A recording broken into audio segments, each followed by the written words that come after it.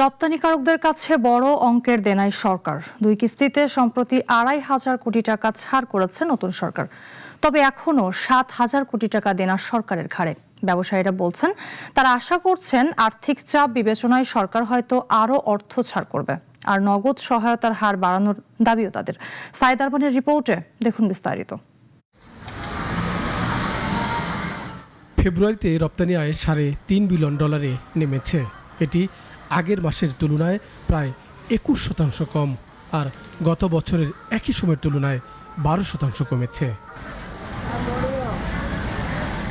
রপ্তানি উন্নয়ন ব্যুরোর হিসাব বলছে, চলতি অর্থবছরে টানা 7 মাস আয় কমছে রপ্তানি খাতে। এমন যখন বাস্তবতা, তখন তীব্র আর্থিক চাপে পোশাক খাত। অথচ সরকারের কাছে নগদ সহায়তার বিপুল অর্থ আটকে আছে। আমরা চাচ্ছিলাম যে মাসিক ভিত্তিতে যে 1 মাসে জমা হবে, পরবর্তী মাসে এগুলো দিয়ে দেবে।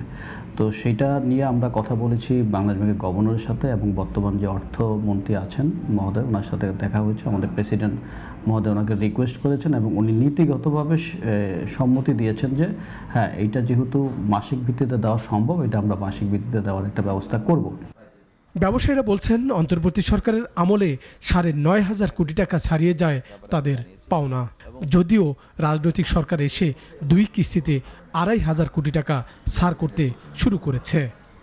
আমাদের টোটাল বছরে 5,700 প্রায় 5,700 কোটি টাকার মতো প্রয়োজন হয় আমাদের ইনসেন্টিভ থেকে পাই আমরা, যেটা হচ্ছে আমাদের এক্সপোর্ট থেকে 0.3% আমরা এখন নগদ প্রণোদনা পাচ্ছি।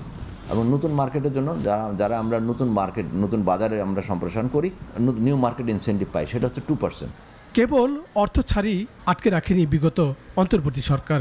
উল্টো এলডিসি উত্তোলনের অজুহাতে নগদ সহায়তার পরিমাণ কমিয়ে দেওয়া হয়।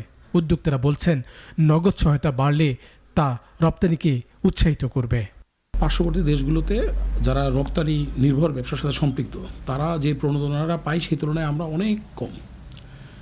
ব্যবসাকে যদি আপনি সম্প্রসারিত করতে চান, বিশ্ববাজারে যদি বাংলাদেশের পণ্যকে আরও বেশি মাত্রায় আপনারা তুলে ধরতে চান, আমাদের সরকারি প্রণোদনাটা আমাদের বিশেষভাবে প্রয়োজন। এখন যে আমাদের যেটা আপনি বললেন যে আমরা এলডিসি উত্তীর্ণের যে বিষয়টা, রাজনৈতিক সরকার 3 বছর আরও সময় চেয়েছে, আসলে কি আমরা প্রস্তুত?